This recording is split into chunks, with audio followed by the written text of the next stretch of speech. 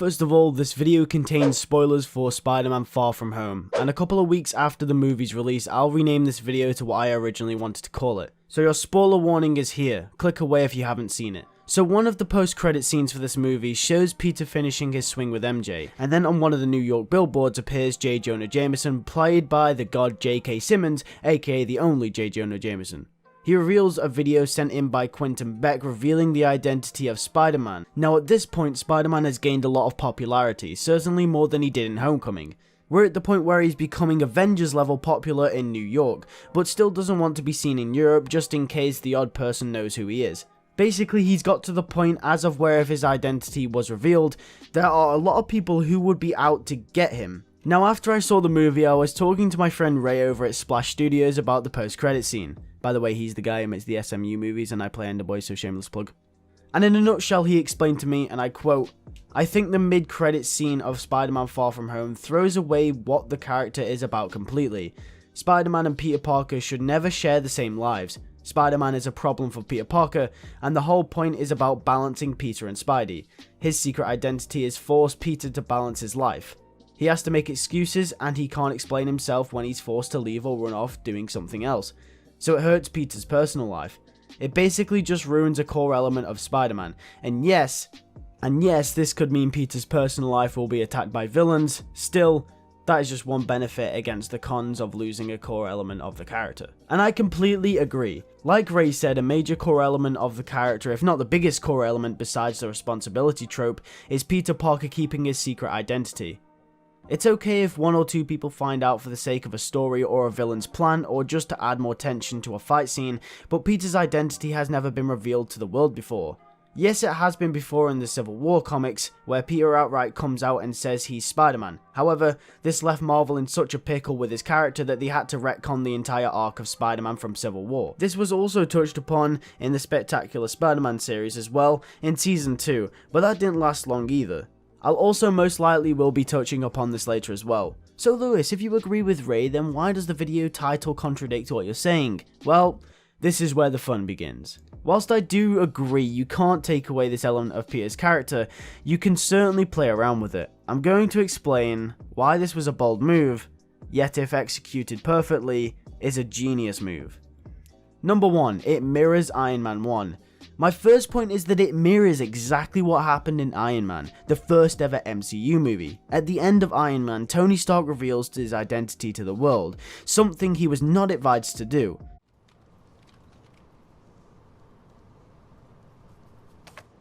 I am Iron Man. Peter was advised to reveal his identity to the world but decided not to at the end of Homecoming, by Tony himself. Yet, come the end of this movie, it happened anyway.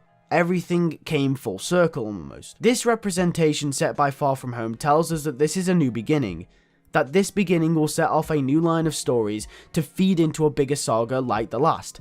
In a nutshell, Marvel are telling us that this is the Iron Man of the new generation, and Peter Parker is the new Tony Stark, which funny enough is what this movie revolves around. Peter stepping up to become the new Iron Man. Except before you guys get triggered, no, he is not Iron Man. He is Spider-Man, and he is now the face of the Marvel Cinematic Universe. Peter Parker is home, and where he belongs. Going forward, however, we could see the detrimental effects that his identity reveal has on Peter Parker's life, just like it did to Tony's, except Tony relishes it, where Peter Parker will not. It's going to be the same as Iron Man, but at the exact same time, the exact opposite. Number 2, character arc. Like I said before, I was going to revisit when they did the same sort of thing in the Spectacular Spider-Man. Now, a big part of Spider-Man's character is the life lessons learned by Peter Parker throughout his stories. I personally think this is a trait that makes him so relatable. Now, when it comes to Spectacular Spider-Man, they did an episode titled Identity Crisis in which Venom revealed Spider-Man's identity to the world, and Peter had to learn a life lesson about identities taught by George Stacy, and the importance of them. I feel as if the MCU were to go down the same road, they could play a similar sort of story and get a really big character arc out of Peter in the most unexpected way. Peter could learn the importance of identity, and let's be honest, as much as he wants to keep it a secret in the MCU, he still shows way too many people, which leads me on to my next point. Number 3, it's realistic. Something that the MCU has done really well over the last 10 plus years is that they have integrated seemingly impossible superheroes into a normal American society effortlessly. Yet it's realistic. The first sense of realism that the MCU took was Civil War. Let's be honest, if there were a team of super powered people, you could bet the government would want insight on it in some way, shape or form, even if the intentions were good or bad. Let's be honest here though. There have been instances in all Spider-Man media where a character should have easily figured out that Peter is Spider-Man, yet for pure plot convenience, hasn't. Whereas here, characters aren't as like-minded as their comic book counterparts. Yes, maybe some people might find out, but in the movies, people do it really easily. It takes Vulture about 5 minutes in a car to figure out who Peter really is.